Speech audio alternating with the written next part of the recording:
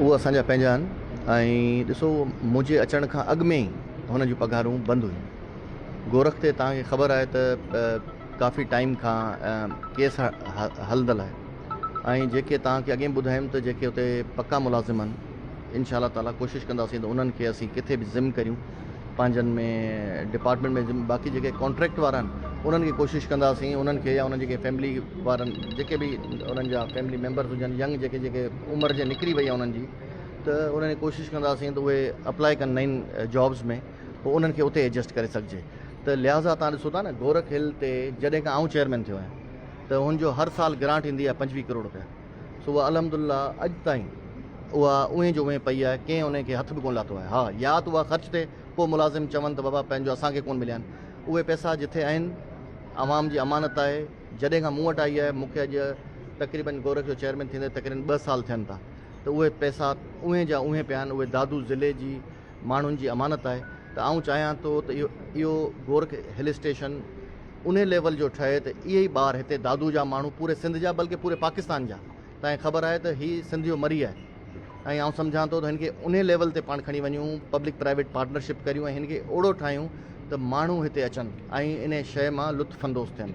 तव्हां ॾिसो था त रोड जी हालति जेका आहे काफ़ी जॻहनि ते बहितर आहे, पर जिथां नयूं वयूं आहिनि उतां रोड टुटल आहे।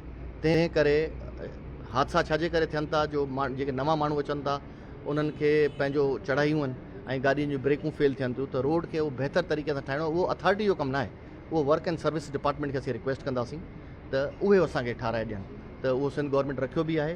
हींअर तव्हांखे ख़बर आहे त फंड्स जे न हुजण जे करे उहो हींअर कैंसिल कयो अथनि, पर इनशाला जल्दी उनखे असीं बहितर करे ऐं इनशाला ताला गोरख खे हिकिड़ो असां वटि सम्झो त सिंध में चंद जॻहियूं आहिनि जंहिंमें मोहन जो दड़ो आहे, मकली आहे या गोरख आहे या किंझर आहे। त इहे ई शयूं आहिनि जिथे माण्हू सियाहत अची ऐं वञी सघनि था। अॼु बि गोरख जी एॾी डिमांड आहे, तव्हां ॾिसो त जेके माण्हू अचनि था पहिरीं असां खां गोरख हिल स्टेशन जो पुछंदा त असांखे हुते वञिणो आहे। हालांकि तव्हां ॾिसो हुते सहूलियतूं आहिनि, मथे काफ़ी सहूलियतूं पुराणे दौरनि में बि थियूं आहिनि, पर उनखे अञा वधीक बहितर करण जी ज़रूरत आहे।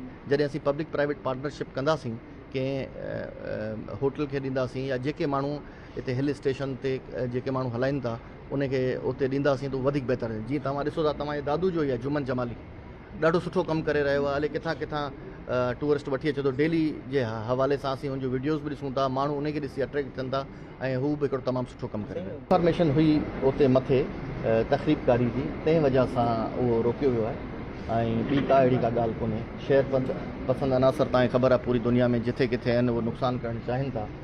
सो इन करे उहो कुझु टाइम लाइ उहो आहे, बाक़ी इनशाला ताला कुझु टाइम में खुली वेंदी। तफ़रीह लाइ माण्हू गोरख वञी था सघनि न? हा, वञी सघनि था, छो कोन था वञी सघनि, पर हाली फ़िलहाल मुंहिंजे ख़्याल में बसि इनशाला हफ़्ते 8 ॾींहंनि में इनशाला ज़रूरु वेंदा।